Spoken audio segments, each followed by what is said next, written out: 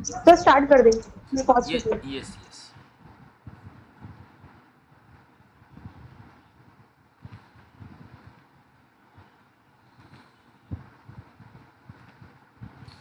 ये students, is my screen visible? Hello. Yes sir, yes sir, yes okay sir. चलिए, तो हम लोग एक आज नया चैप्टर स्टार्ट कर रहे हैं, chapter number 3, final accounts of insurance company. Okay, अभी इसमें हम लोग दो चीज़ें देखेंगे। एक देखेंगे accounts of general insurance company, और दूसरा है accounts for life insurance company. Okay, now what do you mean bye general insurance company, right? तो लाइफ इंश्योरेंस के अलावा बाकी की जो इंश्योरेंस बिजनेस है ना, उसको जनरल इंश्योरेंस कंपनी बोलते हैं।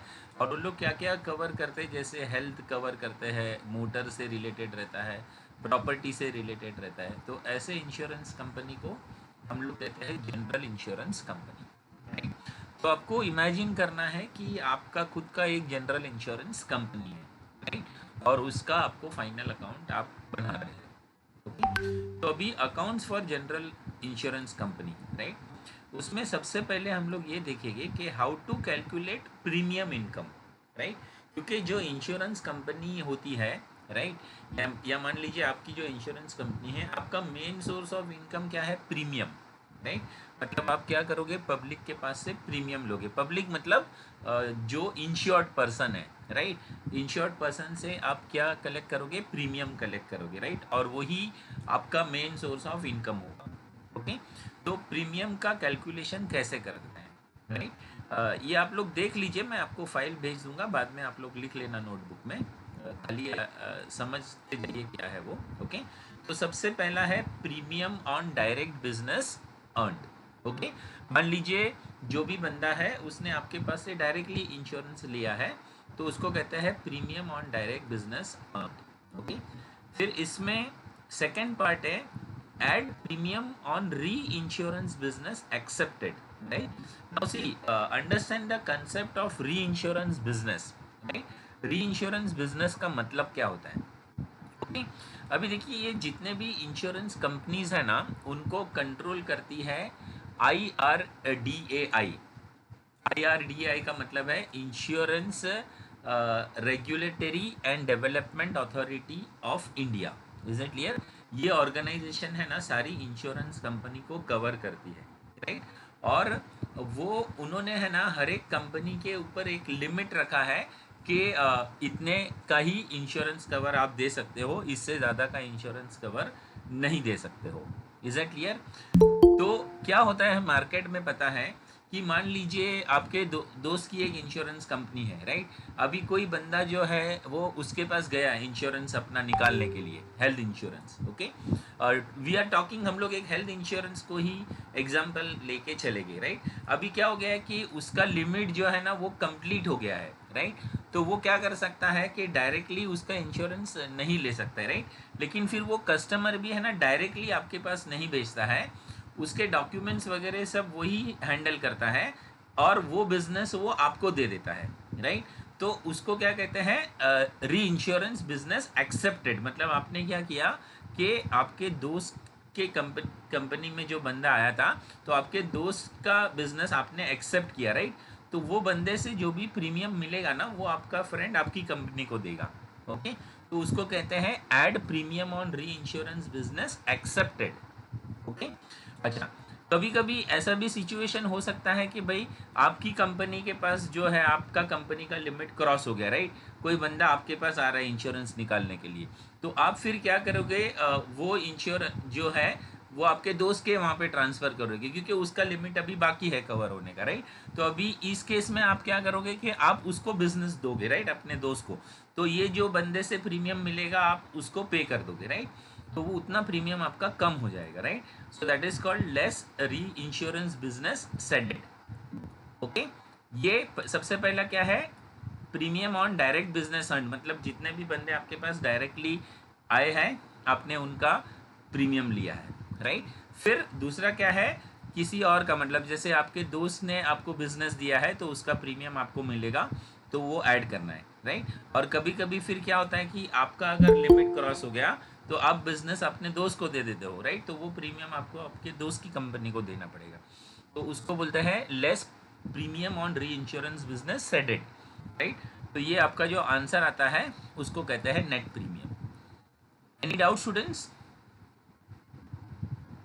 Hello, no sir. क्लियर है यहाँ तक? Yes sir. Okay, shall I proceed further?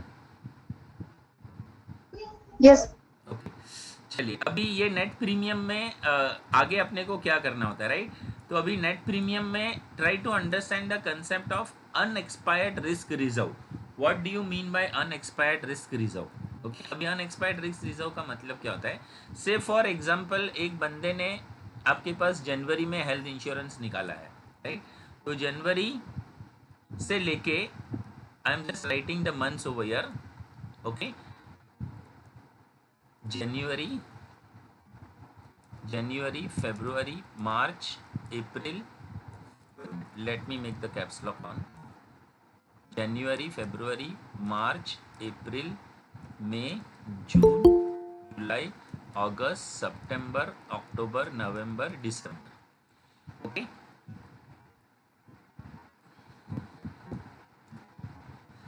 ये मैंने 12 मंथ्स ले लिए। जनवरी में वो बंदे ने आपके पास इंश्योरेंस निकाला है, राइट। अभी आपको अकाउंट्स तो क्लोज करना होता है मार्च में, राइट, लेकिन अभी उसका रिस्क कवर आपको कब तक करना पड़ेगा? दिसंबर तक। तो उसको बोलते हैं अनएक्सपायर्ड रिस्क। क्या बोलते हैं? अनएक्सपायर्ड रिस्क, क्योंकि अभी तक उसका रिस्क खत्म नहीं हुआ है ना। जनवरी में उसने इंश्योरेंस लिया है, मतलब दिसंबर तक 1 साल का उसका इंश्योरेंस है, राइट। तो मार्च महीने में आपको क्या करना पड़ेगा? कुछ पैसा रिजर्व में रखना पड़ेगा, राइट, ताकि अगर ये बंदे को दिसंबर तक कुछ हो जाएगा तो आपको कंपनसेशन, मतलब अगर वो हॉस्पिटलाइज वगैरह हुआ तो उसका खर्चा आपको बेयर करना पड़ेगा, depending upon the terms of the policy, right. तो उसको कहते हैं अनएक्सपायर्ड रिस्क रिजर्व। ओके, ये टर्म समझ में आया? अनएक्सपायर्ड रिस्क रिजर्व का मतलब क्या है कि अपना साल तो खत्म हुआ है, लेकिन बहुत सारे बंदे ऐसे हैं जिनका इंश्योरेंस कवर सभी लोगों का मार्च में ख़त्म नहीं होता है, राइट। किसी ने जनवरी में निकाला होगा तो उसका दिसंबर तक रिस्क कवर होगा, ओके। तो उसको कहते हैं अनएक्सपायर्ड रिस्क रिजर्व, ओके। तो अगर आपके पास कुछ ओपनिंग बैलेंस है, ओपनिंग बैलेंस का मतलब क्या है कि पिछले साल आपने वो क्रिएट किया हुआ है, राइट, और इसकी ज़रूरत नहीं पड़ी, तो उसको आप ऐड कर सकते हो। ओपनिंग बैलेंस को क्या करना पड़ेगा? ऐड कर सकते हो, right. So add opening balance of unexpired risk reserve और लॉस फंड, ये ऐड हो जाएगा, ओके। फिर अगर कुछ एडिशनल रिजर्व आपने क्रिएट किया है तो वो उसका भी ओपनिंग बैलेंस को आप ऐड कर सकते हो, राइट। तो ओपनिंग बैलेंस को ऐड करने का, राइट। और करंट ईयर में आपको रिस्क, मतलब अनएक्सपायर्ड रिस्क रिजर्व क्रिएट करना पड़ेगा, तो उसको क्या करने का? Minus, right. Unexpired risk reserve का क्लोजिंग बैलेंस माइनस करेंगे, क्योंकि ये करंट ईयर में आप क्रिएट करोगे। यहाँ पर भी closing balance of additional reserve जो है उसको भी आप क्या करोगे? माइनस करोगे, राइट। तो ये पूरा जब आप कैलकुलेशन करोगे तो आपको जो नंबर मिलेगा ये होगा आपका premium earn, okay. This will be called as your premium earn. Is that clear? मैं फिर से क्विकली रिकैप करता हूँ। प्रीमियम अर्न कैसे निकालते हैं? सबसे पहले आपको डायरेक्ट बिजनेस से जो प्रीमियम मिला है वो लेना है, राइट। फिर आपके दोस्त ने अगर आपको कुछ बिजनेस दिया है और वो आपने एक्सेप्ट किया है तो उसका प्रीमियम आपको मिलेगा। अच्छा, अगर आपने अपने दोस्त को कुछ बिजनेस दिया है तो उसको कहते हैं बिजनेस सेडेड, तो वो प्रीमियम आपको अपने दोस्त को दे देना पड़ेगा, उसको माइनस करने का, तो उसको आंसर जो आएगा वो होगा नेट प्रीमियम, राइट। फिर नेट प्रीमियम में क्या करना है?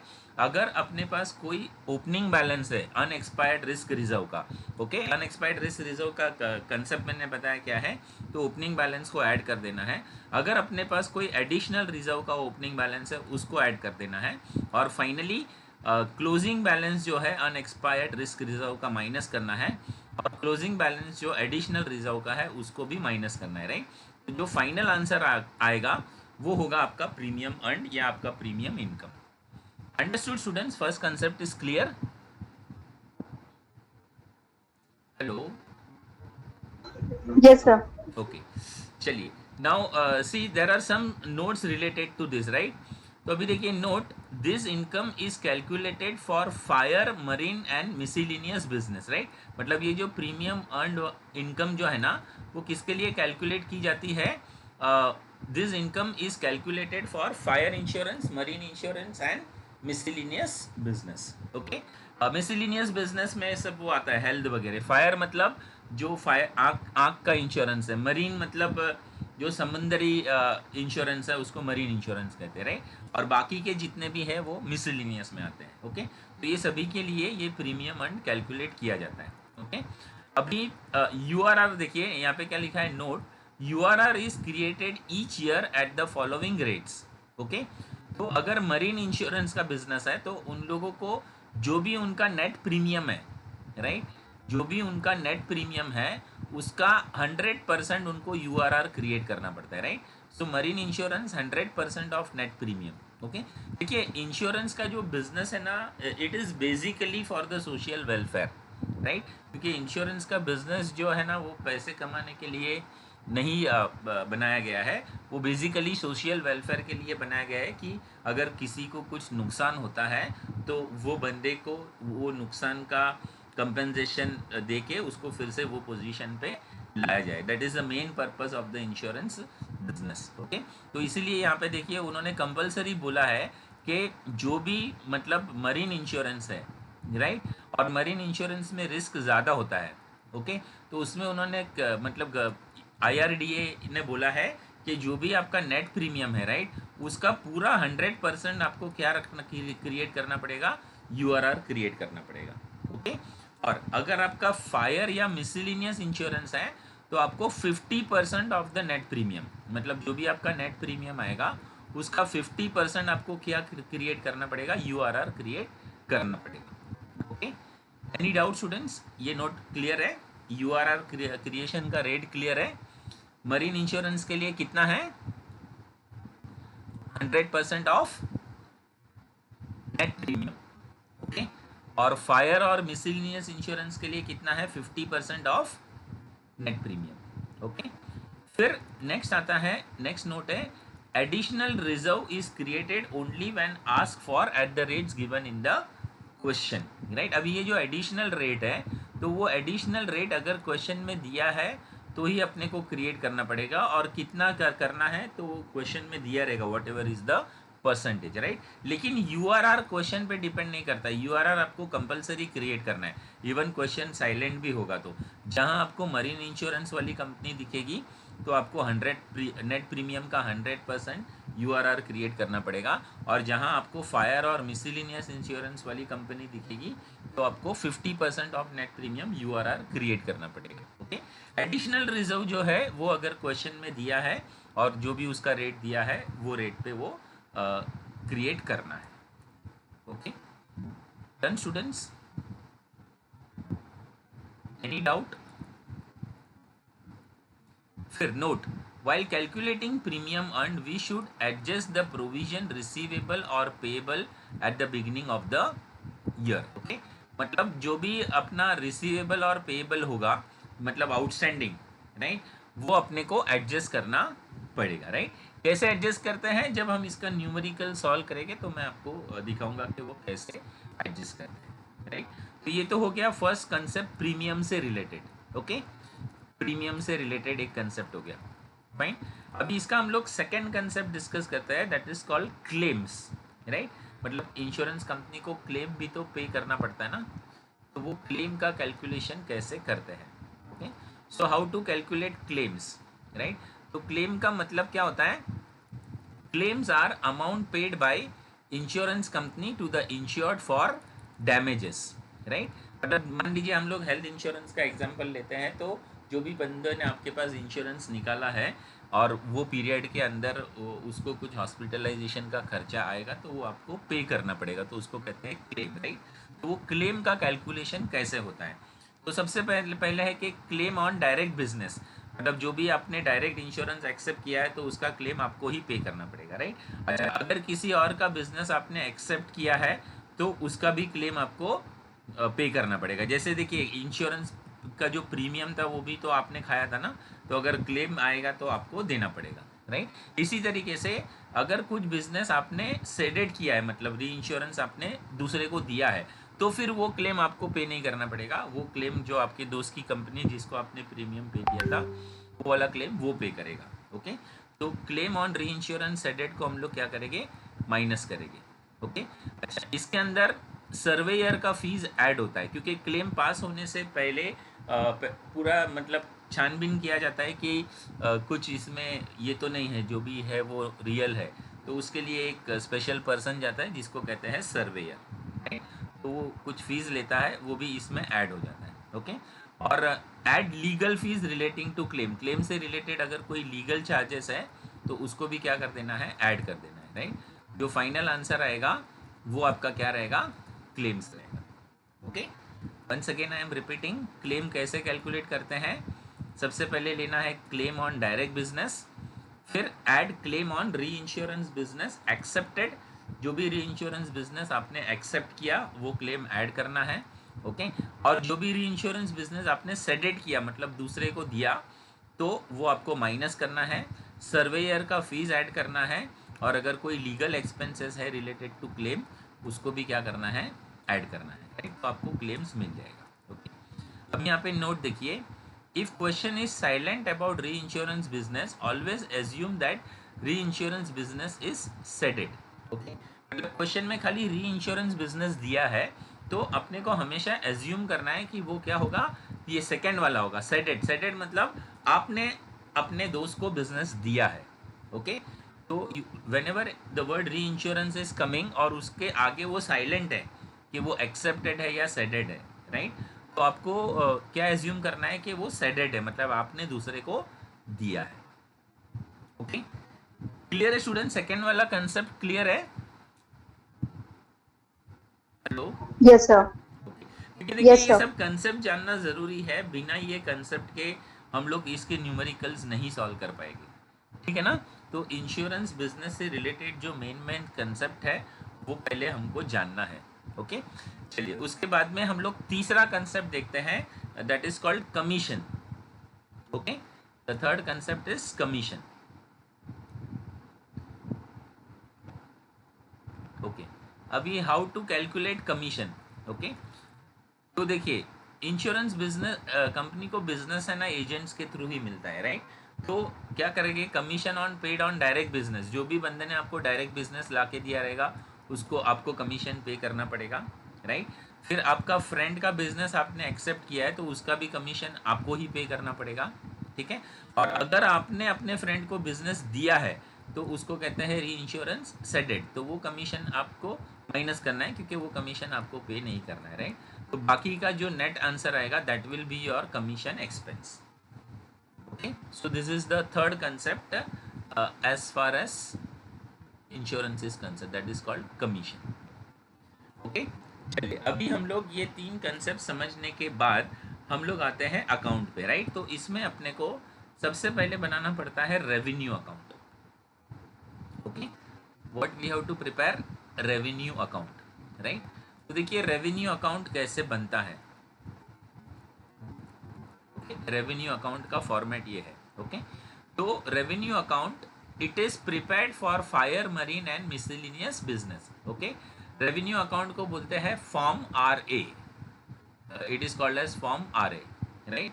तो अभी रेवेन्यू अकाउंट में कैसा रहता है, देखिए ये इसके कॉलम्स हैं, मैं यहाँ से कॉलम्स बना देता हूँ, एक मिनट, ठीक है। तो ये है ना, इसके कॉलम से पर्टिकुलर्स, शेड्यूल, फिर मान लीजिए तीनों इंश्योरेंस है, एक है फायर, एक है मरीन और एक है मिसलिनियस, राइट। तो सबसे पहले आपका आता है प्रीमियम इनकम, राइट। और प्रीमियम इनकम के लिए आपको एक शेड्यूल बनाना पड़ेगा, that is called schedule number 1, right. और ये शेड्यूल नंबर 1 कैसे बनेगा, ये जो हम लोग ने प्रीमियम का कैलकुलेशन देखा ना कैसे करते हैं, यही सेम आपको शेड्यूल नंबर 1 में बनाना होगा। ओके, तो ये हो जाएगा आपका शेड्यूल नंबर 1, और इसमें शेड्यूल नंबर्स फिक्स है, you can not change the schedule number. Okay, तो ये हो गया premium income, premium income. Okay, उसके बाद में आपको अगर कुछ इंटरेस्ट मिला है या डिविडेंड मिला है या रेंट मिला है, राइट, तो वो आपको ग्रॉस लेना है। ग्रॉस का मतलब होता है without deduction of TDS, without deduction of TDS, right. मान लीजिए इंटरेस्ट आपको कहीं से मिला है, से फॉर एग्जाम्पल 20,000 रुपया, राइट, और उसमें है ना 2,000 रुपया उन लोग ने TDS कट करके रखा है, तो आपका टोटल इंटरेस्ट का इनकम 22,000 है। ओके, तो ग्रॉस अपने को मतलब TDS ऐड करके ग्रॉस अमाउंट इसमें लिखना होता है। ओके, तो ये आपको क्या करना है, प्रीमियम इनकम के नीचे जो भी या इंटरेस्ट मिला या डिविडेंड मिला या रेंट मिला वो ग्रॉस आपको ऐड करना है। ग्रॉस का मतलब क्या होता है, without deduction of TDS। Okay, वो आपको ऐड करना है। फिर अगर कोई अदर इनकम मिला है तो वो अदर इनकम को भी क्या करना है, ऐड करना है। राइट, ये सबको जब आप ऐड करेंगे तो आपको आंसर मिलेगा। सो इसको हम लोग बोलेंगे टोटल ए। राइट, तो ये आपका इनकम पार्ट कंप्लीट हो गया, मतलब हम लोग रेवेन्यू अकाउंट बना रहे। राइट, ये आपका टोटल इनकम हो जाएगा। ओके, फिर टोटल इनकम के बाद में इसमें आप क्या करेंगे, claim expenses. Right, note number 2, claim expenses का आपको नोट बनाना पड़ेगा। जैसे हम लोग ने यहाँ पे क्लेम का नोट बनाया ना, वैसा ये देखिए ऐसे टाइप का नोट बनाना पड़ेगा। ओके, तो वो क्लेम एक्सपेंसेस आप क्या करेंगे, माइनस करेंगे, मतलब सेकेंड हेडिंग में आएगा ये क्लेम एक्सपेंसेस। क्लेम एक्सपेंसेस के बाद जो भी आपने कमीशन पे किया होगा वो कमीशन भी क्या करेंगे, माइनस, और कमीशन का भी क्या बनेगा, शेड्यूल। राइट, तो अभी इसमें देखिए 3 शेड्यूल हो गए। एक प्रीमियम इनकम का शेड्यूल जो मैंने आपको पहले सबसे पहले यहाँ पे एक्सप्लेन किया, फिर सेकेंड अपना क्लेम का शेड्यूल जो मैंने यहाँ पे एक्सप्लेन किया, और तीसरा आपका होगा कमीशन का शेड्यूल जो मैंने यहाँ पे एक्सप्लेन किया। ठीक है, फिर इसके बाद अपने को लिखना है ऑपरेटिंग एक्सपेंस। राइट, तो ऑपरेटिंग एक्सपेंस में आएगा एक्सपेंसेस ऑफ मैनेजमेंट। ओके, इसका भी शेड्यूल बनेगा, schedule number 4। Okay, schedule number 4। Right, और इसका हम लोग जब टोटल करेंगे तो ये अपना होगा टोटल बी। राइट, ये बी मतलब ये इसको बी बोलेगा और इसको हम लोग टोटल बी। राइट, फिर क्या करेंगे हम लोग, टोटल ए में से टोटल बी माइनस करेंगे, तो जो भी आंसर आएगा वो होगा अपना operating profit. That will be called as the operating. ठीक है, एक बार फिर से मैं रिपीट कर रहा हूँ, रेवेन्यू अकाउंट कैसे बनता है। राइट, रेवेन्यू अकाउंट को बोलते हैं फॉर्म RA। राइट, इसके कॉलम्स है पर्टिकुलर्स, शेड्यूल, तीनों भी अगर है तो फायर, मरीन, मिसलेनियस तीनों लिखना है। फिर सबसे पहले आएगा प्रीमियम इनकम, प्रीमियम इनकम का एक शेड्यूल बनेगा। राइट, जो आंसर आएगा वो यहाँ पे लिखेंगे। फिर इसमें आपको क्या ऐड करना है, इंटरेस्ट, डिविडेंड या रेंट मिला है वो ऐड करना है, और वो क्या रहना चाहिए, ग्रॉस रहना चाहिए। ग्रॉस का मतलब होता है without deduction of TDS। Okay, और अगर कुछ अदर इनकम है तो वो भी क्या करना है, ऐड करना है। राइट, फिर जो आपको आंसर मिलेगा वो आपका टोटल होगा। राइट, तो इसको हम लोग बोलेंगे टोटल ए। राइट, फिर इसमें नेक्स्ट क्या रहेगा, क्लेम का जो एक्सपेंसेस है उसका एक शेड्यूल बनाने का, जो डेटा आएगा वो इधर लिखने का। फिर कमीशन का जो एक्सपेंस है उसका एक शेड्यूल बनाने का, उसका डेटा इधर लिखने का। फिर ऑपरेटिंग एक्सपेंस में जो मैनेजमेंट का खर्चा हुआ है उसका एक शेड्यूल बनाने का, उसका खर्चा इधर लिखने का। फिर ये सबका टोटल करेंगे तो ये होगा आपका टोटल बी, और टोटल ए में से टोटल बी माइनस करेंगे तो अपने को मिलेगा ऑपरेटिंग प्रॉफिट। ओके, फिर नेक्स्ट क्या लिखना है, less transfer to reserve. Okay, अगर क्वेश्चन में दिया है तो जो भी क्वेश्चन में दिया रहेगा कुछ रिजर्व में ट्रांसफ़र करना है तो उतना रिजर्व में ट्रांसफ़र कर देने का, और बाद में जो भी बैलेंस बचेगा वो कहाँ पे ट्रांसफ़र होगा, profit and loss account. Profit and loss account, is that clear. मतलब इसमें कैसा है ना, रेवेन्यू अलग बनता है और प्रॉफिट एंड लॉस अकाउंट अलग बनता है। राइट, तो ये रेवेन्यू जो है ना वो इंडिविजुअली बनता है तीनों का, मतलब फायर, मरीन और मिसलेनियस का। राइट, और प्रॉफिट एंड लॉस अकाउंट जो रहता है ना वो कंबाइंड फॉर्म में बनता है। राइट, तो ये अपना रेवेन्यू अकाउंट बन गया। जो भी यहाँ पे आंसर मिला वो कहाँ पे ट्रांसफ़र हो जाएगा, प्रॉफिट एंड लॉस में। राइट, तो अभी नेक्स्ट शीट में मैं आपको ये दिखाता हूँ कि प्रॉफिट एंड लॉस कैसे बनता है। ओके, तो देखिए प्रॉफिट एंड लॉस कैसे बनेगा, profit and loss combined form, okay, उसको क्या बोलते हैं, form B, form B profit and loss. Okay, अभी इसमें क्या लिखना है, operating profit, operating profit. Okay, operating profit में क्या ऐड करेंगे, add income from interest, dividend और रेंट, अगेन ग्रॉस और अनएलोकेटेड। अनएलोकेटेड का मतलब क्या है पता है, कि मान लीजिए कि ये इंटरेस्ट वगैरह जो है ना, अगर अपने को पता है कि भाई ये फायर का है, मरीन का है, तो हम लोग उसी में हम लोग रेवेन्यू में ही लिख देते हैं। राइट, लेकिन अगर ये स्पेसिफाई नहीं है कि वो फायर का है या मरीन का है या मिसलेनियस का है तो उसको अनएलोकेटेड बोलते हैं। राइट, तो फिर वो अपने को प्रॉफिट एंड लॉस में ऐड करना पड़ता है। ठीक है, फिर ऐड प्रॉफिट और loss on sale of investment. Okay, sale of investment पे जो भी प्रॉफिट या लॉस होगा वो अपने को यहाँ पे लिखना है। जो आंसर आएगा वो होगा आपका टोटल ए, राइट। फिर नेक्स्ट है एक्सपेंसेस अनएलोकेटेड। अनएलोकेटेड मतलब अगेन सेम, अगर एलोकेटेड एक्सपेंसेस है, राइट, मतलब देखिए यहाँ पे जैसे अपने को पता चलता है कि ये फायर का है, मरीन का है और मिसलिनियस का है, तो उसी में डालना है, राइट। लेकिन अगर वो अनएलोकेटेड है तो वो आपको यहाँ पे लिखना पड़ेगा एक्सपेंसेस अनएलोकेटेड, ठीक है। फिर एक्सपेंसेस अनएलोकेटेड में से नेक्स्ट हम लोग क्या ले लेंगे, बैड डेब्ट्स ले लेंगे, RDD etcetera, okay. Expenses unallocated, bad debts, RDD etcetera, ये अपना हो जाएगा टोटल बी। फिर ए में से बी माइनस करेंगे तो मिलेगा profit before tax less provision for tax, finally अपने को मिलेगा प्रॉफिट आफ्टर टैक्स, ओके। फिर से एक बार मैं रिपीट कर रहा हूँ, प्रॉफिट एंड लॉस कैसे बनता है, राइट। प्रॉफिट एंड लॉस को बोलते हैं form B P L, right. Operating profit, operating profit का मतलब क्या है कि यहाँ से जो अपना आंसर आया है ना, ये फाइनल, ये तीनों का टोटल यहाँ पे आ जाएगा, ओके। फिर इसमें ऐड करना है इनकम, इंटरेस्ट, डिविडेंड या रिसीव्ड का जो कि अनएलोकेटेड है, ओके, वो ऐड करना है। और अगर कोई इन्वेस्टमेंट पे प्रॉफिट या लॉस हुआ है तो उसको भी यहाँ पे लिखना है। फिर अपने को टोटल ए मतलब ए मिलेगा, that will be the total A. फिर एक्सपेंसेस अनएलोकेटेड में बैड डेब्ट्स आएगा, आरडीडी आएगा, ओके, टोटल बी। फिर A minus B will be profit before tax. फिर क्या करना है, लेस प्रोविजन फॉर टैक्स, अपने को मिलेगा प्रॉफिट आफ्टर टैक्स, ओके। अच्छा, फिर प्रॉफिट आफ्टर टैक्स के बाद क्या करना है, less appropriation for share holders, right. तो अप्रोप्रिएशन फॉर शेयर होल्डर्स मतलब जो अगर कोई प्रपोज डिविडेंड है तो वो प्रपोज डिविडेंड लेने का, और लास्ट में जो बैलेंस बचेगा वो ट्रांसफर होगा बैलेंस शीट में, okay, balance transfer to balance sheet, ठीक है। तो ये इसका कंसेप्चुअल पार्ट है, ठीक है। एक छोटा सा न्यूमेरिकल मैं अभी आपको करा देता हूँ so that you will understand how to do it, okay. Shall I do it? Hello, yes sir. Numerical कराओ ना, मैं एक आध चलेगा ना? हाँ सर। ज्यादा बड़ा नहीं है, छोटा छोटा है, मैंने बड़ा रखा ही नहीं है स्टार्टिंग में, okay. So I am just starting a small numerical. एक मिनट रुकिए।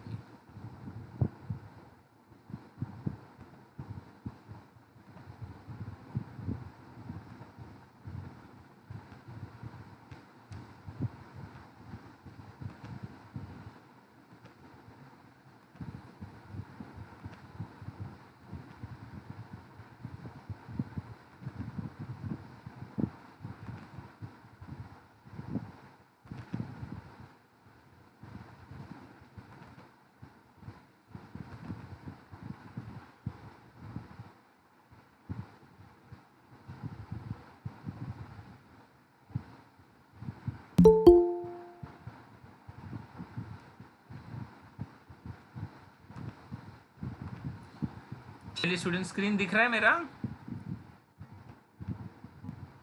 Hello, yes sir. Is the question visible? Yes. Okay, और मेरा रिक्वेस्ट रहेगा अगर आप लोग घर पे पहुंच चुके हैं तो इसे सॉल्व कीजिए साथ साथ में, मैं आपको बता रहा हूँ कैसे सॉल्व करना है। 1 minute, let me do some settings.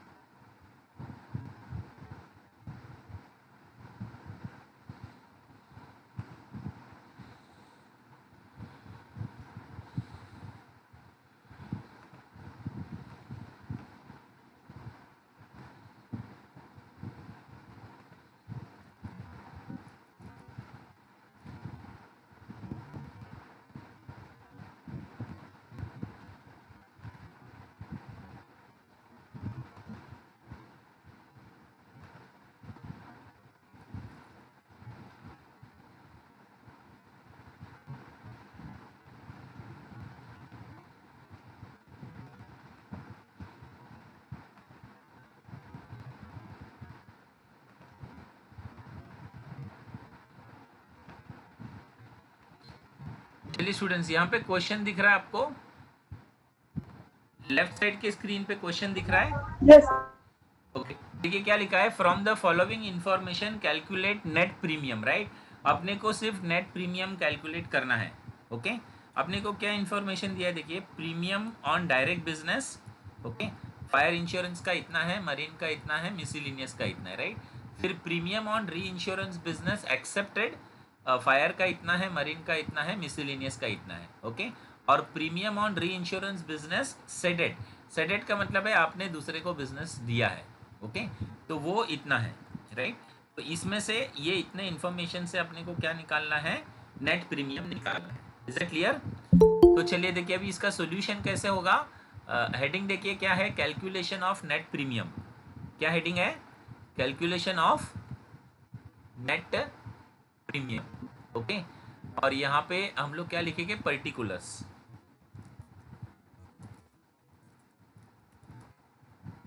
Okay, particulars fire marine and miscellaneous, okay. आप लोग कर रहे हैं सॉल्व ये, मैं मतलब रुकू आपके लिए, कॉलम्स ड्रॉ कर रहे हैं? नहीं सर। ओके, तो मैं आपको एक्सप्लेन कर देता हूँ, फिर आप लोग कर लेना सॉल्व, राइट। तो ये मैंने कॉलम्स बना दिए, देखिए particulars fire marine and miscellaneous, right. तो अभी देखिए सबसे पहले क्या है, प्रीमियम ऑन डायरेक्ट बिजनेस, तो वो हम लोग यहाँ पे लिखेंगे premium on direct business, okay. ये हो गया मेरा premium on direct business, right. Fire का कितना है, 5 लाख, तो फायर का मैं लिखूंगा 5 लाख, ओके। मरीन का कितना है, 4 4 लाख, लाख। 4 लाख। और मिसलिनियस का कितना है, क्वेश्चन में देख लेते हैं, 2 लाख है, कितना है, 2 लाख। 2 लाख, तो ये 2 2 लाख लाख। मैंने लिख दिया। Is that clear?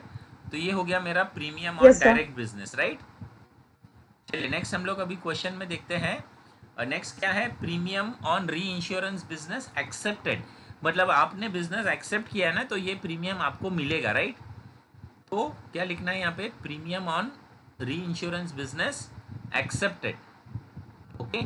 तो क्या है, पहला कितना है, 2 लाख, 2 लाख। दूसरा है 1 1 लाख, लाख। और तीसरा है 50,000, ओके। ये आपने बिजनेस एक्सेप्ट किया है, राइट। और फिर ये सेडेड है, सेडेड मतलब आपने अपने दोस्त को ये बिजनेस दिया है, तो ये प्रीमियम भी आपको नहीं मिलेगा, इसको क्या करना पड़ेगा, लेस करना पड़ेगा, राइट। तो क्या लिखेंगे, लेस प्रीमियम ऑन प्रीमियम री इंश्योरेंस बिजनेस री insurance business seeded. Seeded, okay. Seeded का मतलब होता है दूसरे को देना, ओके। तो इसको हम लोग को लेस करना पड़ेगा, कितना कितना है ये, 1 लाख है, ये 70,000 है, 1,70,000। और 10,000, ठीक है ना।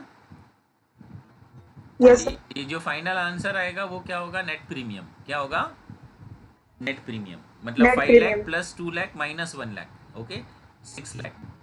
फिर 4 lakh plus 1 lakh plus minus 70, तो वो कितना होगा, 4,30,000, ओके। और ये 2,40,000, ठीक है। तो ये हो गया, देखिए सिंपल है, क्या कैलकुलेट किया हमने इसमें, net premium. Any doubt students? No sir. Net no premium sir. का कैलकुलेशन क्लियर है? Yes sir. चलिए, चल I take one more question, yes sir. Okay. अभी इसको मुझे क्लोज करना पड़ेगा, then I will take the second question. अच्छा मुझे ये बताइए, ये क्वेश्चन सामने दिखा के इधर राइट में आंसर मतलब ज़्यादा कंफर्टेबल होता है? हाँ ठीक है सर। ठीक है ना इतना से। हाँ हाँ, नहीं एक्चुअली वो एक मेरा फ्रेंड है ना सीए, उसके पास मैं देखा तो वो ऐसा कर रहा था। अदरवाइज हम लोग क्या शीट चेंज करते हैं और इसका फ़ोन थोड़ा बड़ा रखते थे, बट ठीक है चलिए। वो उसका कहना ऐसा था कि क्वेश्चन सामने दिखते रहेगा तो थोड़ा जल्दी समझ में आता है, इट्स फाइन, चलिए। वो लेफ्ट हैंड साइड विंडो थोड़ा सा छोटा भी कर सकते हो आप। हाँ हाँ, ठीक है, अभी इसको ये मैं क्लोज करता हूँ और मैं सेकंड क्वेश्चन स्टार्ट करता हूँ। एक्चुअली अभी आप लोग थक के आए ऑफिस से, नहीं तो ये साथ में सॉल्व करेंगे ना तो ज़्यादा मज़ा आता है।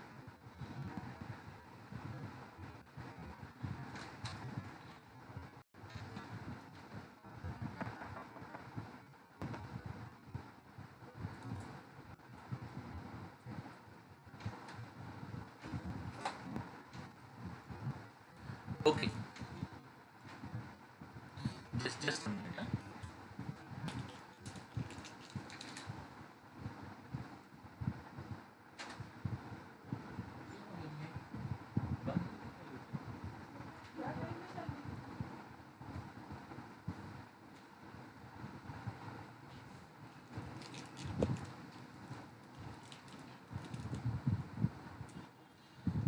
ओके स्टूडेंट्स, अब ये देखिए क्वेश्चन नंबर 2 में है ना, अपने को खाली नेट प्रीमियम नहीं बोला है, they had told the total premium income. Okay, तो प्रीमियम इनकम अपने को पूरा निकालना है। Okay, so I am just reading the question.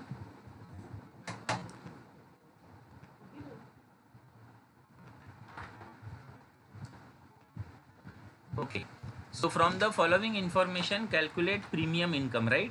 Premium on direct business, premium on reinsurance business accepted, premium on reinsurance business ceded, फिर outstanding balance दिया है, देखिए ये ओपनिंग बैलेंस है, premium on direct business, premium on reinsurance business accepted and premium on reinsurance business shaded. Okay, और ये closing balance है, premium on direct business, premium on reinsurance business accepted and premium on reinsurance business shaded, right. तो ये information से अपने को क्या करना है, प्रीमियम इनकम निकालना है।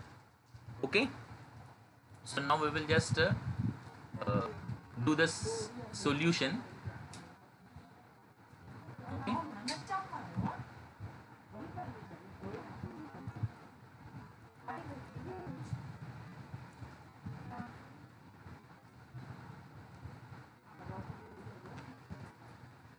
Just a minute.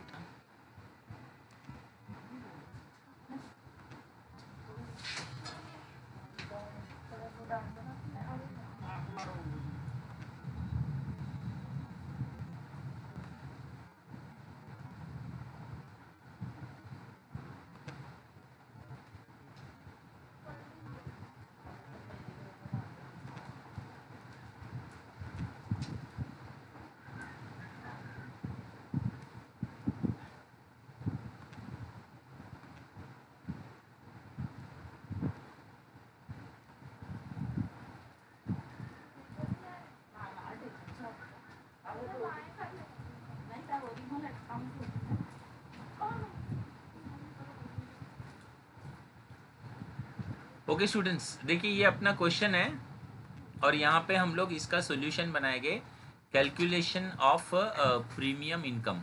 Okay, here I am writing particulars,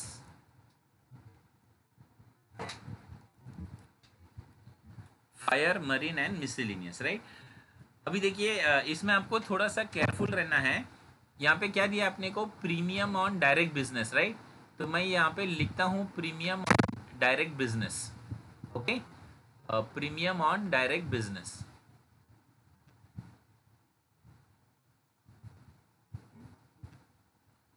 okay, और यहाँ पे है ना ब्रैकेट में मैंने क्या किया है, देखिए ये premium on direct business 6 lakh है। ओके, और फिर जो करंट ईयर का आउटस्टैंडिंग है ना, मतलब वो क्या करना है अपने को, ऐड करना है। Is it clear? Year ending का आउटस्टैंडिंग ऐड करना है, मतलब क्लोजिंग बैलेंस को ऐड करना है क्योंकि इतना मिलने का बाकी है, राइट।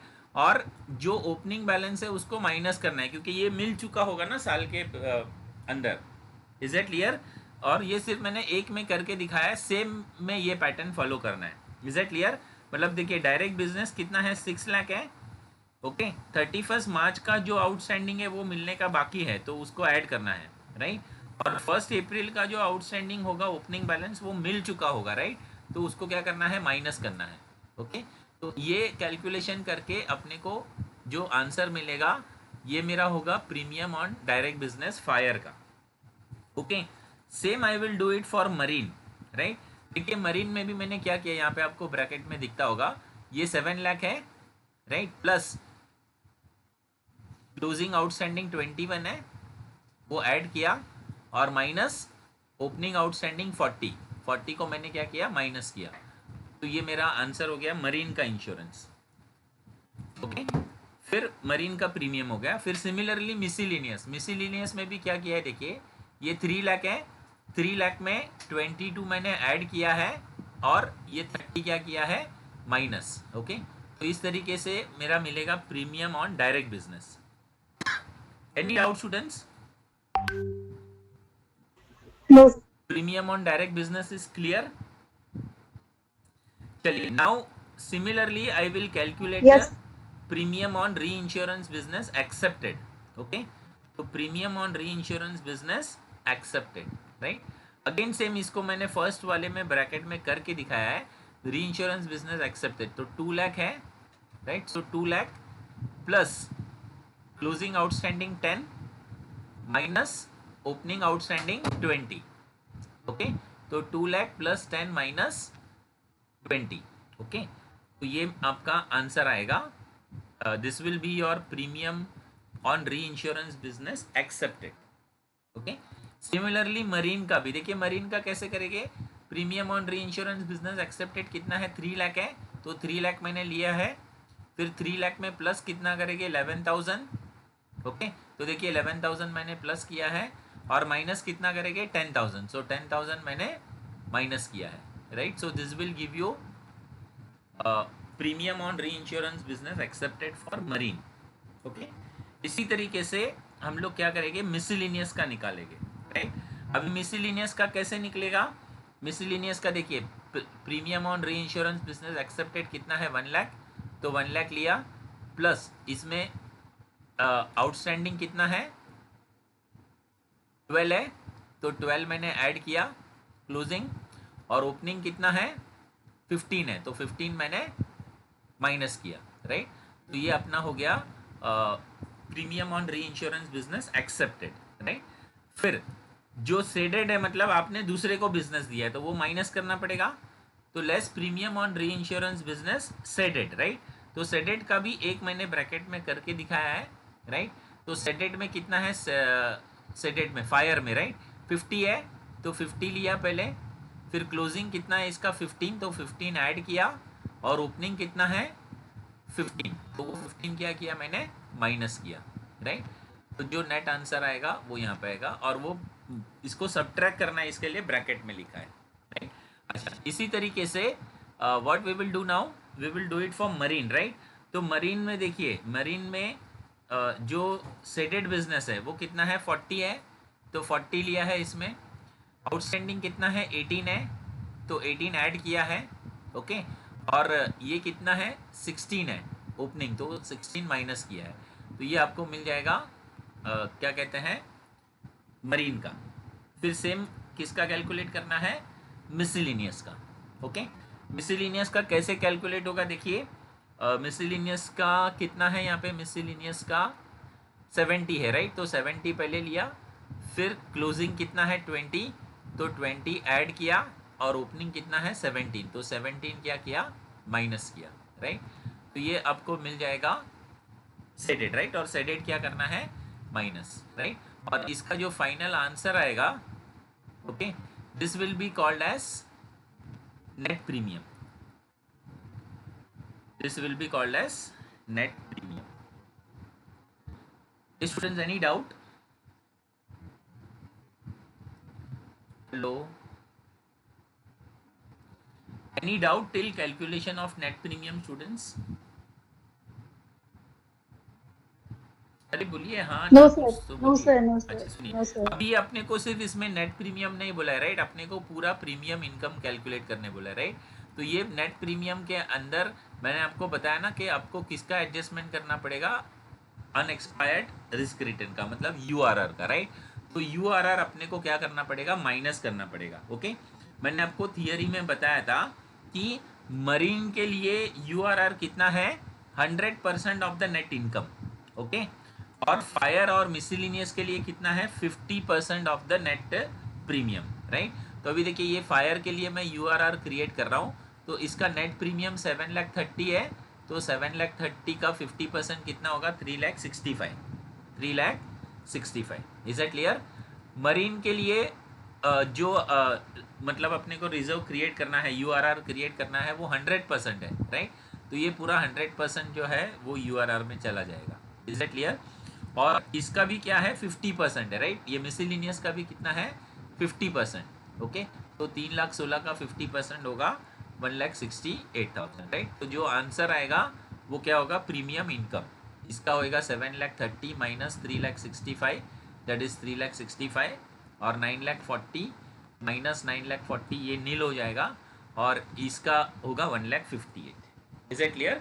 ये देखिए, ये पॉइंट आपको ध्यान में रखना है, ये हिडन रहता है। ओके, जब भी प्रीमियम इनकम का कैलकुलेशन करेंगे तो URR आपको क्रिएट करना है कंपलसरी, राइट? यहाँ पे कुछ बोला नहीं है, but that is the regulation which you are suppose to keep in mind, that URR is 50% for fire and miscellaneous and 100% for marine. Okay, फिर एडिशनल रिजर्व, अभी एडिशनल रिजर्व क्वेश्चन में बोला नहीं है। अगर क्वेश्चन में बोला होता तो हम लोग क्या करते थे, एडिशनल रिजर्व भी निकालते थे। क्लियर है students? Hello, clear sir. okay, so this much is enough for today. I think today we had learned numerically how to calculate the premium. Okay, okay sir. Premium का Yes, calculation sir. कैसे करते हैं वो हम लोग ने आज सीखा है बेसिकली। हाँ ओके, बाकी दो भी सीखा हाँ है, सर। लेकिन जब तक आप उसका न्यूमेरिकल सॉल्व नहीं करेंगे तब तक थोड़ा सा ये होगा, राइट? ये मैं आपको भेज दूंगा, प्लीज आपके नोटबुक में इसको सॉल्व करना। Okay sir. Yes sir, sure. Okay, fine, हाँ सर। चलिए, Yes, thank sir. You, good night. Thank you sir, good night. Good night sir.